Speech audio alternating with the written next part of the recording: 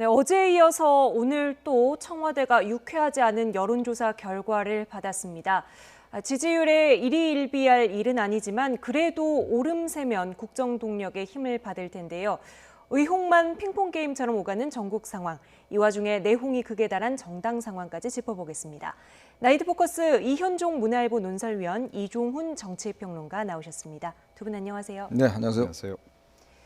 네, 주제어 영상 먼저 보겠습니다.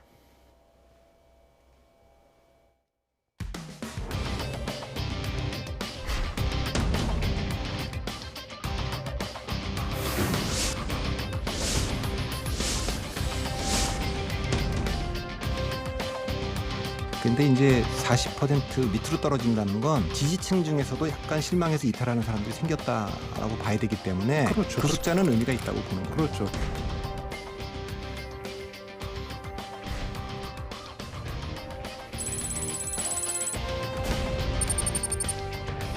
또 연대, 서울대, 고대 그런 걸 알고 있는데 2만 명 중에 200명이면 1%인가요? 참여 안 하는 사람들 엄청나게 많고 그리고 집회를 했는데 참석한 사람들이 50대, 60대 훨씬 더 많았다고 합니다. 이런 현상을 뭐로 설명하겠습니까? 경찰이 조국 사태를 촉구하는 전국 교수들의 시국 선언에 대한 국민적 관심을 다른 곳으로 돌리려는 의도가 있는 것이 아닌지. 자유한국당의 금도를 넘어서는 정치 공세에 말문이 막힙니다.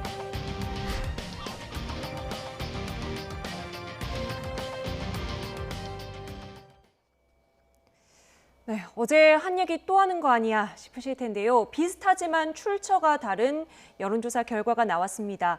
어제 리얼미터에 이어서 오늘 갤럽 여론조사에서도 이 국정 지지율이 문 대통령 취임 후 최저치를 찍었습니다. 부정평가가 53%, 긍정평가 40%까지 떨어졌네요. 네, 그러니까 이제 문재인 대통령이 이제 집권할 때 대선에서 받은 득표율이 41.1%. 네.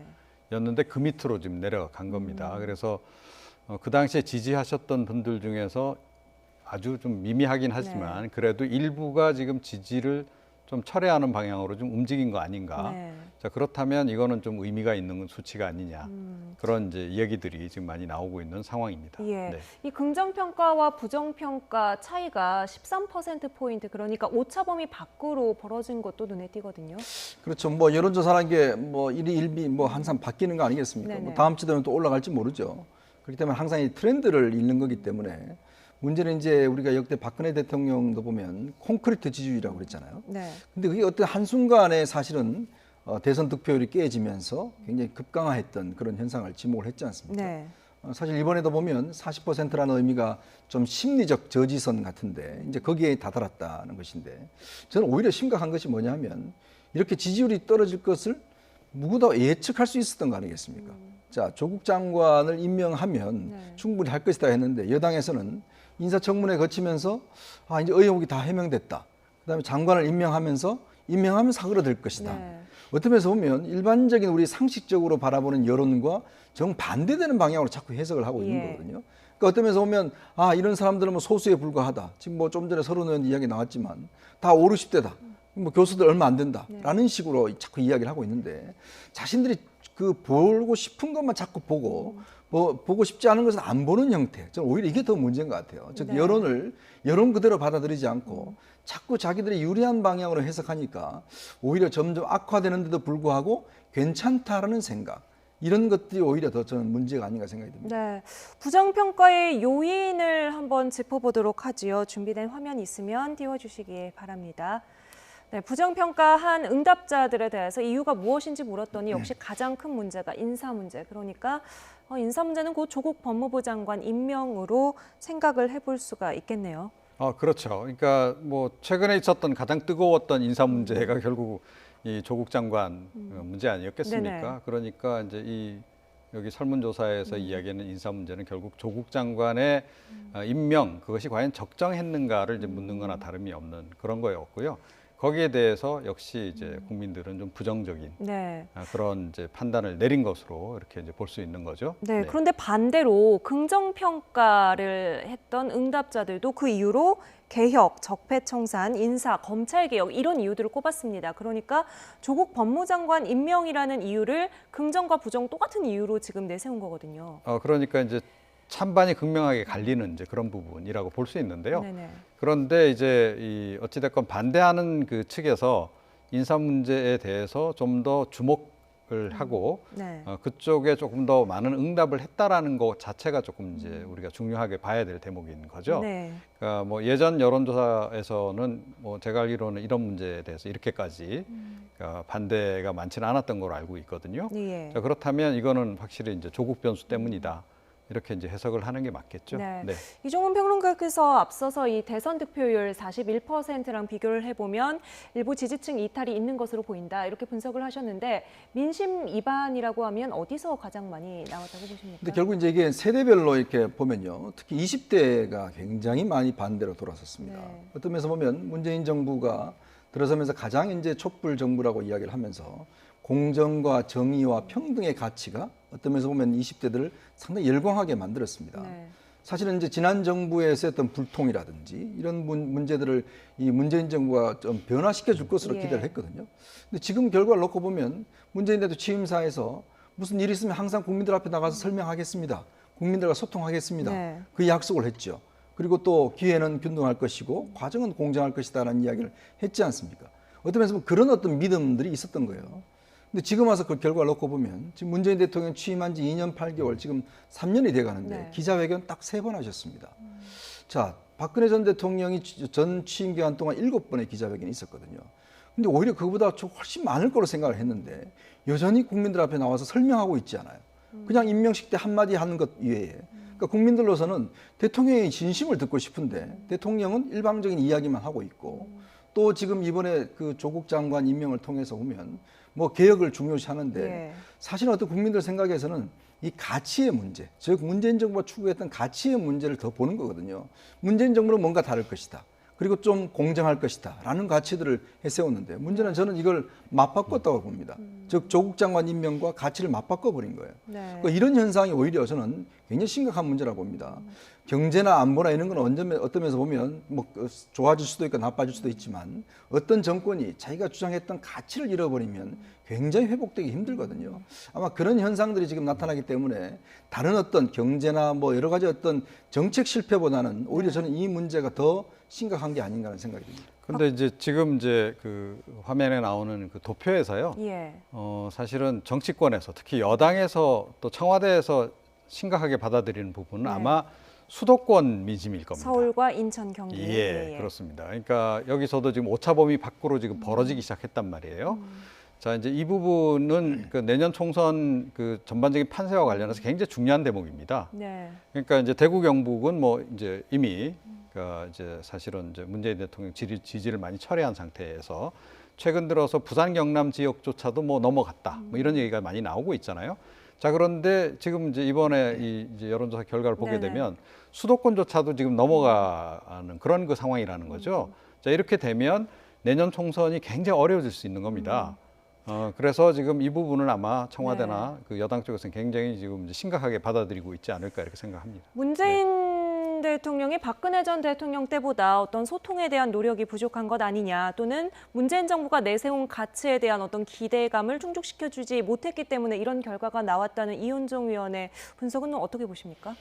그러니까 제가 보기에는 그런 부분에서는 그러니까 노무현 정부 시절에 그 어떤 그 잘못을 좀 반복하고 있는 게 아닌가 이런 생각이 들어요. 그러니까 노무현 정부가 집권 후반기에 사실은 그 진보 지지층 내에서도 비판을 받게 된 가장 결정적인 대목이 뭐냐면, 그러니까 재벌 개혁을 하겠다고 했는데 재벌 개혁에서 별로 성과가 없었어요. 네.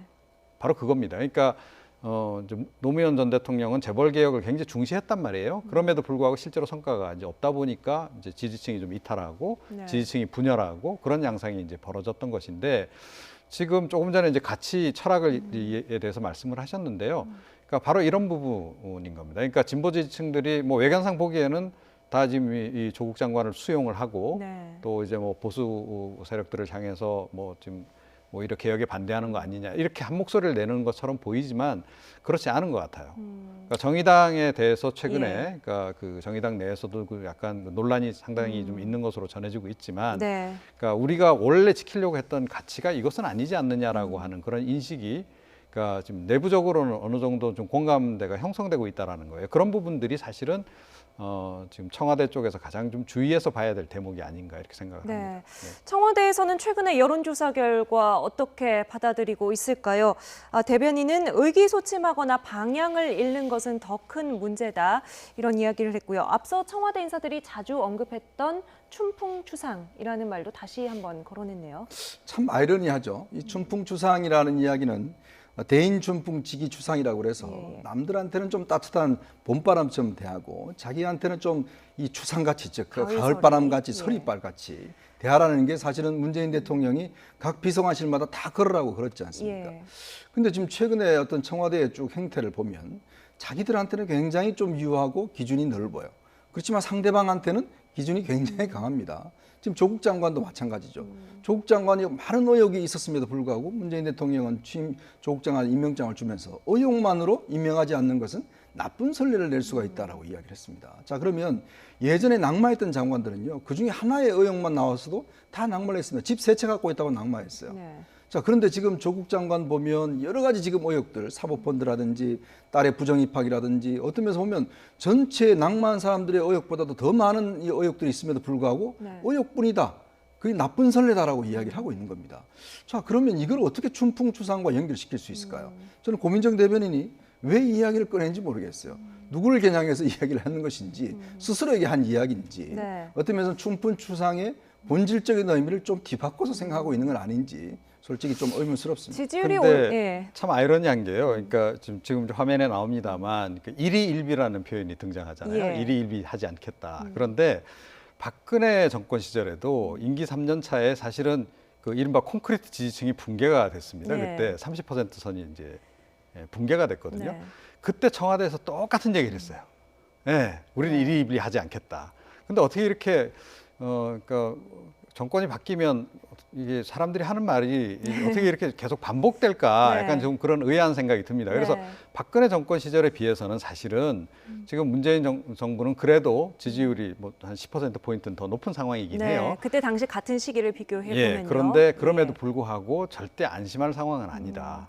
저 말이 나왔던 맥락을 보니까 지지율이 올랐을 때 춘풍추상이라는 글귀를 내걸고 일희일비하지 않았던 것처럼 지지율이 떨어진 지금도 일희일비하지 않겠다. 이제 이런 이야기를 했던 것으로 보이는데 하지만 어쨌든 국정 동력에는 어려움이 예상되는 부분이고요. 반등의 계기랄까요? 이런 거 가까운 시기 안에 보이는 부분이 있습니까? 그런데 이 조국 장관 임명 강행은 제가 보기에는 너무 강수였다라고 생각이 들어요. 그래서 그러니까 지금 부동층이 좀 굉장히 많이 늘어났고 또 부동층에서 부정적인 평가가 늘어난 게 이번에 여론조사 결과에 나오잖아요. 자, 이제 이게 어떻게 보면 중도층이라고 이제 볼 수 있는 중간지대에 있는 사람들인데 이 사람들이 그동안은 제가 보기에는 최근 들어서는 약간 관망세로 돌아섰었어요. 그런데 그러니까 이 조국 장관 임명 이후 상황을 쭉 보고 추석 지나고 나서 사실은 정부가 또는 청와대가 생각했던 거하고는 전혀 반대로 이분들이 돌아서기 시작했다는 겁니다. 그러니까 움직이기 시작했다는 거예요. 반대쪽으로. 그 지점을 지금 굉장히 유의해서 봐야 된다고 생각합니다. 이게 그러니까 뭐 지금은 별거 아닌 것처럼 보일 수 있으나 이 부동층이 이제 또는 중도층이 한번 움직이기 시작하면 속도가 굉장히 빨라질 수 있습니다. 가속도가 붙을 수가 있거든요. 그래서 그런 부분을 절대로 지금 뭐 그러니까 지금 긴장을 풀 상황은 아니다 이렇게 생각합니다. 그러니까 여권에서도 정확하게 좀 어떤 요인들이 지지율에 영향을 미쳤는지 정확하게 분석을 해야 될 것 같다는 말씀이신데 대통령 측근과 여권의 움직임을 보도록 하겠습니다. 이 조국 장관 퇴진을 촉구하는 각계 움직임이 부풀려졌다. 내부적으로는 이런 인식도 있는 것 같은데요. 더불어민주당 서른 최고위원의 말 들어보시죠. 연대, 서울대, 고대 그런 걸 알고 있는데 2만 명 중에 200명이면 1%인가요? 참여 안 하는 사람들 엄청나게 많고 그리고 집회를 했는데 참석한 사람들이 50대, 60대 훨씬 더 많았다고 합니다. 이런 현상을 뭐로 설명하겠습니까? 어제 서울대, 연세대, 고려대 학생들 함께 집회를 하기도 했죠. 이 참석자 수가 많은 것 같아도 실제로 따져보면 전체 정원을 놓고 보면 그 비율이 높지 않다라는 분석인데 어떻게 보십니까? 뭐 서른 의원대로 분석하면 그게 맞을 수도 있습니다. 그렇다 하더라도 저렇게 이야기하면 안 되죠.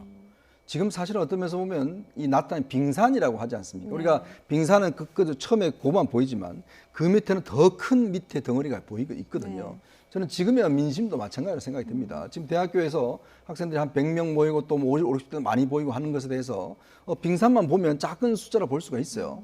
그러나 지금 우리가 여론조사 결과를 이야기했지 않습니까? 네. 그것이 우리가 또 시내 나가보면 또 주변의 사람들 만나보면 다 공통적으로 느끼는 문제예요. 네. 자, 그러면 서른 의원은 지금 최고위원이잖아요. 그러면 국민들 앞에 저런 식으로 이야기를 하면 안 되죠. 자, 우리가 좀 더 국민들의 민심을 읽도록 하겠다. 우리가 네. 부족한 게 있으면 더 열심히 하겠다라고 이야기를 해야지. 봐라, 몇 사람밖에 안 나왔지 않느냐. 저게 다 거짓말이다. 이렇게 이야기를 하면 네. 저걸 듣는 국민들 입장에서는 저 사람들 지금 정신이 지금 있는가, 지금 제대로 상황을 보고 있는가에 대한 의문을 가질 수밖에 없어요. 네. 자꾸 그러니까 어떤 면에서 보면 여당에서 이 여론을 아니다, 이건 아니다라고 하기보다는 좀 더 여론을 수용하는 방향으로 자꾸 어떤 움직여야 되는데 자꾸 이런 이야기가 오히려 더 국민들의 좀 분노를 부르게 있지 않습니까? 네. 그래서 객관적인 상황만 보면 서로 너는 말이 맞을 수가 있어요. 그러나 전체 이 상황보다는 뭔가 국민들의 저변에 깔려 있는 여론을 전체를 봐야 된다 이런 말씀을 드리고 싶습니다. 이런 그 퇴진을 요구하는 움직임에 대해서 이제 보도들이 크게 나오다 보니까 또 이런 이야기를 하는 것 같은데 설원 의원은 또 어제 시국선언에 참여했던 교수들 명단이 공개되지 않은 이 부분도 조금 의심스럽게 보고 있거든요. 예, 뭐 이제 일각에서는 뭐 그러니까 포함시켜서는 안 될 사람들까지 포함시켰다는 얘기도 좀 나오고 있고 네. 아마 이제 그 명단이 좀 사전에 좀 나오면서 그걸 보고 아마 좀 항의한 분도 있고 좀 그런 것 같아요. 네, 네. 그러니까 이제 아마 이런 이제 그 약간 제대로 공개도 못하고 이런 네. 상황이 아닌가 하는데 뭐 다 정리해서 공개한다니까 좀 지켜볼 필요는 있을 것 같고요. 이게 단순 실수인지 아니면 뭐 어떻게 보면 좀 과다한 의혹 때문인지 네. 이제 이건 좀 지켜보긴 해야 될 것 같습니다. 근데 예. 이게 숫자가 중요한 거는 아니다라고 저는 생각을 합니다. 역시 어찌됐건 빙산의 일각만 보고 판단해서 안 된다는 뭐 말씀. 이제 이걸 너무 예. 과다하게 이렇게 해석할 필요도 없다고 보지만 그럼에도 불구하고 결코 그렇게 간단하게 볼 일도 아니다라고 저는 생각을 하고요. 지난번에 그 우리 촛불혁명 때 네. 광화문에서 100만 명이 모인 이것이 굉장히 큰 계기가 되지 않았습니까? 예. 자, 국민의 2%였습니다. 예, 그래서 1%, 2%라고 하는 게 그렇게 간단하게 볼 수치는 아니다. 네. 그런 점에서 조금 좀 긴장감을 갖고 이 상황 자체를 지켜보시는 게 좋지 않을까 이렇게 생각합니다. 네. 문재인 대통령의 측근인 양정철 민주연구원장은 오늘 직원들에게 서한을 보냈습니다.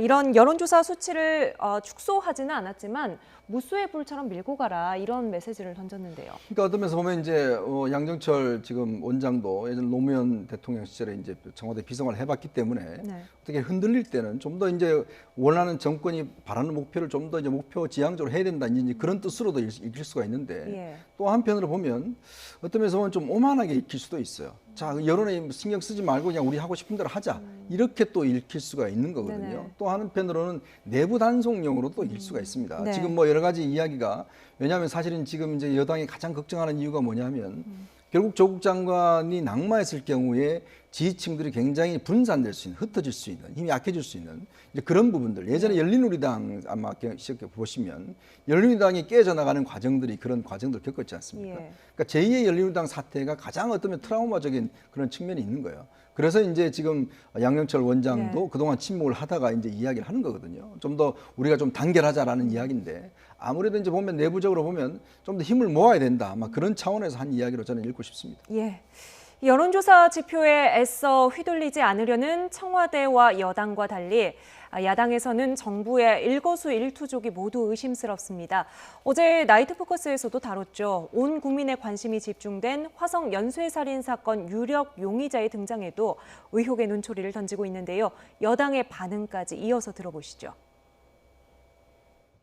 경찰이 조국 사태를 촉구하는 전국 교수들의 시국 선언에 대한 국민적 관심을 다른 곳으로 돌리려는 의도가 있는 것이 아닌지 합리적 의심을 하지 않을 수 없습니다.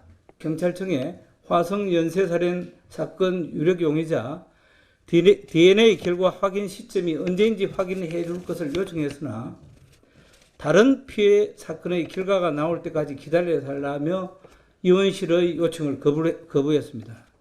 그렇다면 대체 왜 아직 종합 결과가 나오지도 않은 수사 상황을 언론에 허둥지둥 공개했는지 경찰은 명백한 이유를 밝혀야 할 것입니다. 이채익 의원, 제정신입니까? 화성 연쇄살인 사건은 10명의 무고한 여성들이 상상할 수조차 없는 끔찍하고 참혹한 방법으로 연쇄 살해돼 국민을 공분에 떨게 했으나 살인마는 잡히지 않았습니다. 이런 사건의 유력 용의자 공개를 두고 조국 물타기라 덮어씌우는 것이 말이나 됩니까? 네, 조국 법무부 장관 논란을 불식시키기 위해서 용의자 공개한 것 아니냐라는 이채익 의원의 주장인데요. 어떻게 보십니까? 그러니까 조금 이제 그 경찰의 이번에 그 발표 자체가 좀 이례적이다 보니까 이런 논란이 빚어지는 겁니다. 예를 들어서 그 현재 지금 얼마 전에 최근에 발생한 어떤 사건 사고 그거를 이제 경찰이 막 수사를 하다 보면 중간 수사 결과를 발표를 하죠. 네. 그러니까 최종 결론이 아직 안 나왔지만 중간에까지 현재까지 진행된 상황에 대해서 국민의 알 권리 보장 차원에서 이걸 공개를 하는 거예요. 네네. 그리고 이제 통상적으로 이렇게 재수사를 하거나 과거 사건을 이제 수사했을 경우에는 다 이제 수사가 끝나서 그러니까 최종 수사 결과를 발표하는 게 통상적인 네네. 거죠. 자, 그런데 이번 같은 경우에는 중간 수사 결과 비슷하게 발표가 돼 버린 거예요. 이 내용을 보게 되면. 네네. 그러니까 그렇게 특정을 했습니다. 그런데 그러면 용의자는 인정하지 않고 있습니다. 자, 그러면 나머지 그러면 사건들 그러니까 네. 3건은 뭐 확인됐다는데 그러면 나머지 7건은 어떻게 되는 건가요? 그건 뭐 나중에 저희가 계속 수사를 하겠습니다. 이렇게 지금 설명해 나간다는 거예요. 그래서 보면 그동안에 이제 경찰이 의례적으로 통상적으로 했던 그런 그 수사 결과 발표에서 보자면 네. 중간 수사 결과 발표조차에도 좀 미치지 못하는 그런 정도의 수준의 발표를 먼저 선제적으로 네. 했단 말이에요. 자, 그 부분이 좀 의구심을 사는 대목이다라고 생각해요. 그러니까 전 아직까지 모르겠습니다. 그야말로 네. 이게 정치적인 배경이 있는지 없는지는 시간이 지나면 좀 더 이제 밝혀지긴 할 것 같은데 뭐 경찰 쪽에서는 뭐 워낙 이 사건이 이제 큰 사건이었고 예. 또 그래도 이런 새로운 사실을 발견한 것이 본인들로서도 약간 좀 어떻게 보면 성과를 좀 국민들에게 알리고 싶은 그런 마음도 있어서 네. 그래서 이거를 좀 미리 이렇게 선제적으로 발표를 한 건지 아닌지는 좀 이제 지켜봐야 되겠는데 그러니까 야당 쪽에서 보기에는 좀 의심스러운 대목이 좀 있을 수밖에 없는 그런 지점들이 네. 조금은 있다 이렇게 생각을 합니다. 뭐 네. 공소시효가 지난 사건이기 때문에 수사 박차를 계속해서 가져가기 위해서는 여론의 형성 부분도 좀 중요한 사건이긴 한데 일단 나경원 원내대표도 이런 의심을 충분히 살만한 좀 공감대를 좀 표시하기도 했거든요. 그러니까 왜냐하면 이 사건이 이제 관련돼서 한 2주 전인가요? 어떤 한순경이라는 사람이 이제 인터넷에다가 곧 발표될 것이다라고 이제 올렸고 나중에 보니까 DNA 확인도 이미 한 달 전에 됐어요. 네. 그런데 이제 발표 시점이 이제 이번이었다는 거. 근데 여전히 또 이게 혈액형이 아직까지 O형인지 B형인지 이런 부분 관련해서 이제 분명하지 않다는 네네. 것들. 그리고 또 이 사건은 이미 공소시효가 지났기 때문에 어떤 면에서 보면 뭐 지금 당장 뭔가 수사가 뭐 진행되고 뭔가 할 수 있는 그런 상황이 아니지 않습니까? 물론 국민들이 굉장히 관심이 있는 사건이긴 하지만 그런 측면을 볼 때는 왜 그 이미 예고가 됐던 그런 발표와 또 그다음에 왜 이제 이 시점이냐라는 이제 그런 의문을 갖는 거죠. 네. 그리고 최근에 아마 정부가 이제 다른 정책들을 많이 발표를 하고 있습니다. 특히 지난번 법무당정에서도 네. 이제 부동산 관련해서 임대차를 현재 2년에서 4년에서 6년으로 이제 한다는 안을 네. 발표를 했는데 국토부에서는 왜 우리하고 협의를 안 했지? 뭐 이런 반응도 나왔고 네. 어떤 면에서 보면 지금은 이제 따라서 어떤 정책 발표를 하는 게 사실은 조국 국민이 워낙 오래 가다 보니까 이제 그런 부분들을 뭐 한다라고 오해는 할 수 있는데 또 정부 입장에서 보면 정부가 뭐 정책 발표하는 게 왜 문제냐라고 또 충분히 이야기할 수 있는 거예요. 그래서 야당도 저는 이 부분에 그렇게 네. 좀 예민하게 할 필요는 없다. 어떤 면에서 보면 지금은 조국 국민 같은 경우는 검찰에 또 수사를 하고 있고 이 부분 관련해서는 계속적으로 새로운 또 사실이 나오고 있기 때문에 국민들이 뭐 이거 나온다고 해서 잊혀지고 이럴 수 있는 상황이 아니기 때문에 이거 가지고 그렇게 민감하게 저는 할 거는 없다라고 봅니다. 네. 뭐 수사는 진행이 되고 있고 10명의 희생자가 있는 사건입니다. 이게 정쟁의 도구나 뭐 수단이 되어서는 절대로 안 되겠습니다. 조국 장관의 지금 자녀 문제가 논란이 되니까 반대로 나경원 원내대표 아들과 관련한 의혹이 불거졌죠.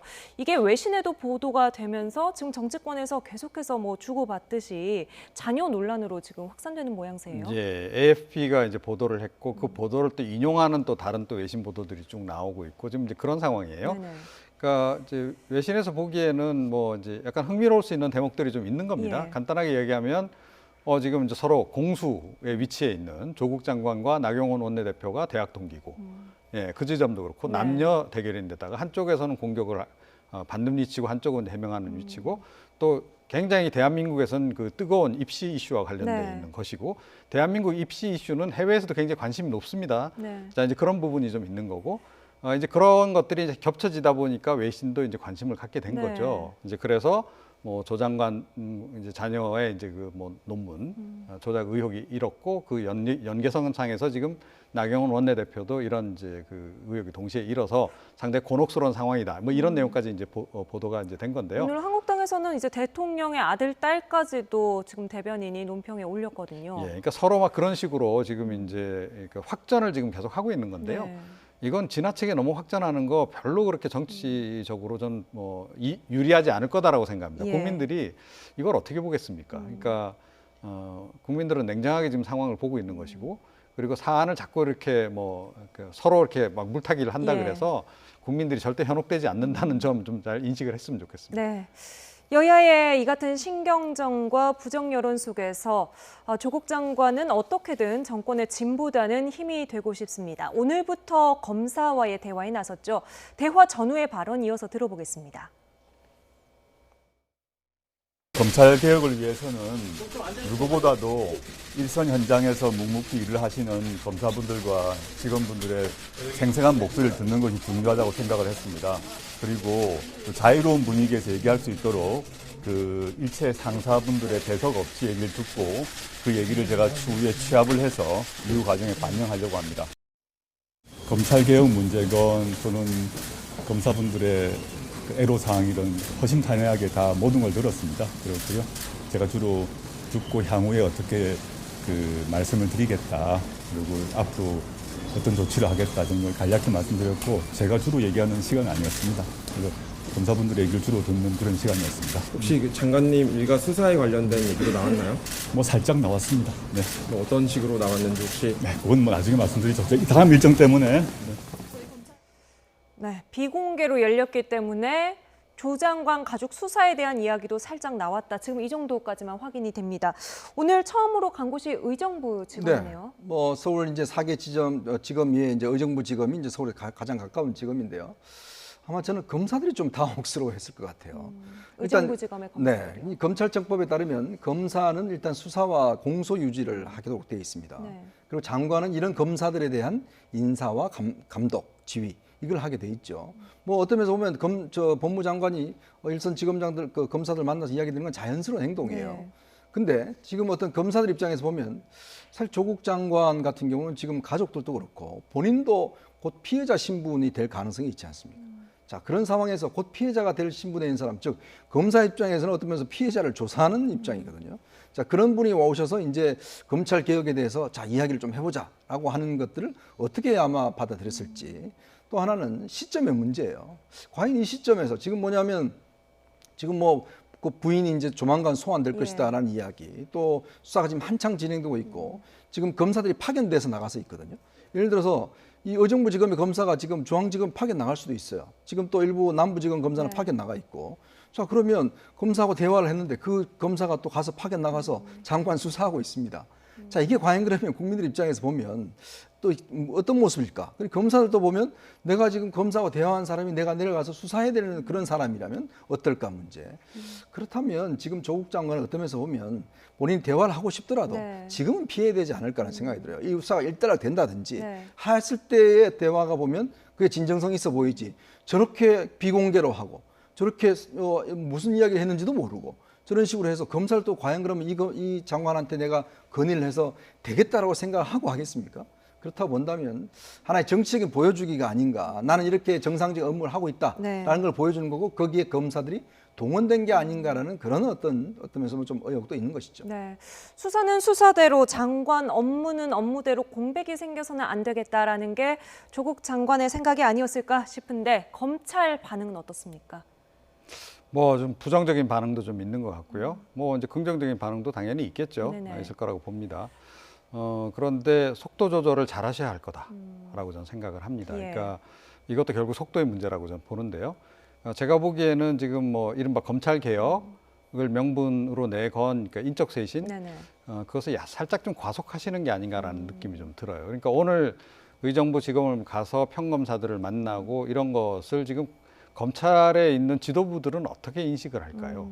대대적인 물갈이를 예고한다라고 볼 수밖에 없을 겁니다. 네. 최근에 또 뭐 감찰 관련한 얘기도 나왔었고, 뭐 이제 그런 그 일련의 이제 흐름들 속에서 볼 때 그러니까 조 장관이 굉장히 부드러운 좀 겉으로는 그런 행보를 보임에도 불구하고 그 받아들이는 입장에서는 상당히 뭔가 칼이 좀 숨겨져 있다라고 좀 느낄 가능성이 높다는 겁니다. 네. 자, 그러면 원치 않는 반발을 유발할 수도 있는 겁니다. 그러니까 과잉 반응을 유발할 수도 있는 거거든요. 그래서 검찰 개혁이 굉장히 중요한 문제고 또 뭐 속도도 뭐 그러니까 빠른 시일 내에 뭐 처리하는 게 필요한 그런 부분도 없잖아 있겠으나 그럼에도 불구하고 과속은 절대 금물하시는 게 좀 좋지 않을까 이렇게 생각합니다. 네, 저희 조금 전에 화면을 통해서 검찰 내부 통신망에 올라온 비판의 글을 보여드리기도 했고 두 분께서도 지금 여러 가지 우려를 나타내시는데 또 검찰 내부에서 조 장관에 대한 비판만 나온 건 아닙니다.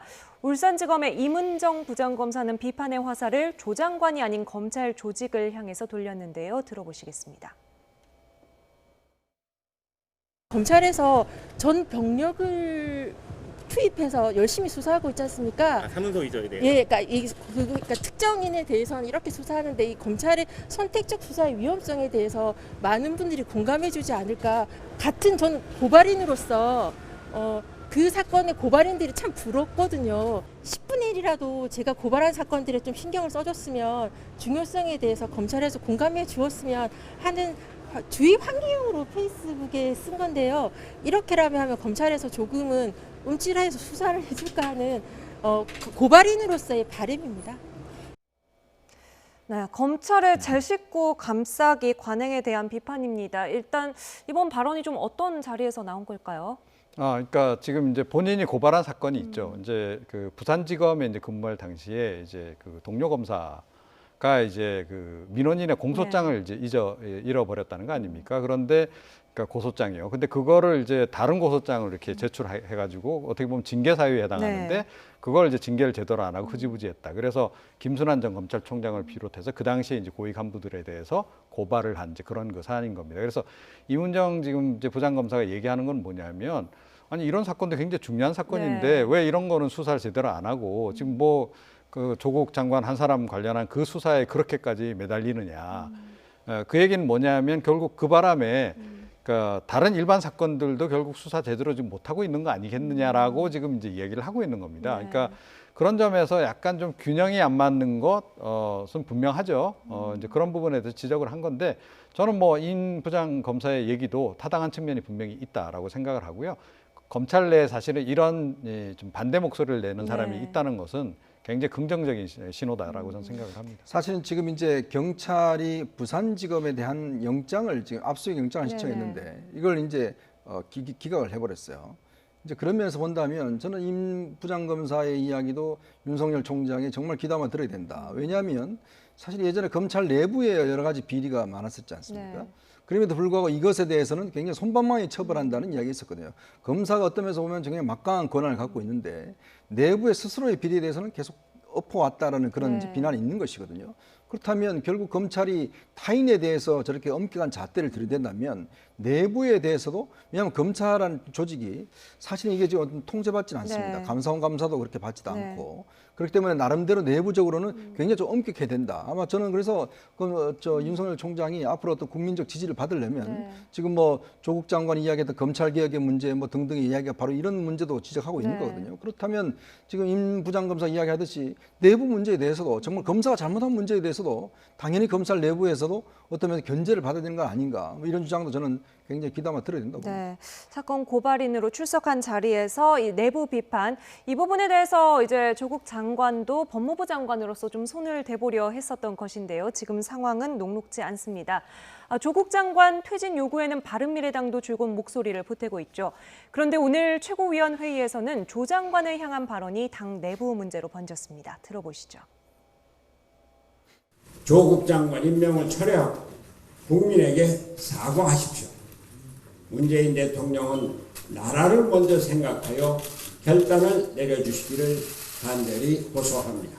문재인 대통령 보고 조국 임명 철회를 말씀하실 게 아니라 하태경 최고의 그런 징계를 철회해 주시길 부탁드립니다. 동료를 그렇게 함부로 칼로 목을 정치적으로 참수하시는 그는 그렇게 해서 안 되는 거라고 생각합니다.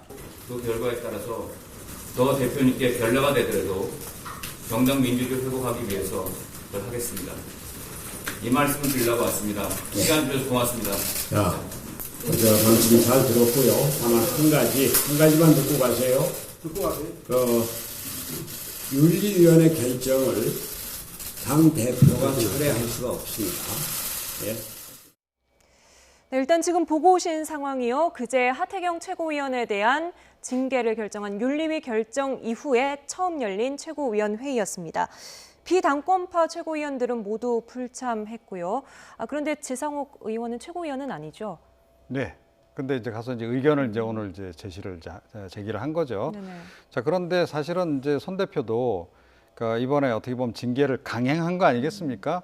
그 강행을 했을 때는 언제나 정치적인 부담이 따르는 겁니다. 지금 문재인 대통령도 그 조 장관 임명 강행 때문에 사실은 이제 후폭풍을 맞고 있는 거와 마찬가지로 지금 손 대표도 마찬가지 상황이라고 좀 보는데요. 손 대표는 제가 보기에는 좀 과거하고 좀 많이 달라지신 것 같아요. 그래서 뭔가 지금 이제는 본인이 물러설 수 없다라는 그런 생각이 좀 강하셔서 그런지 네네.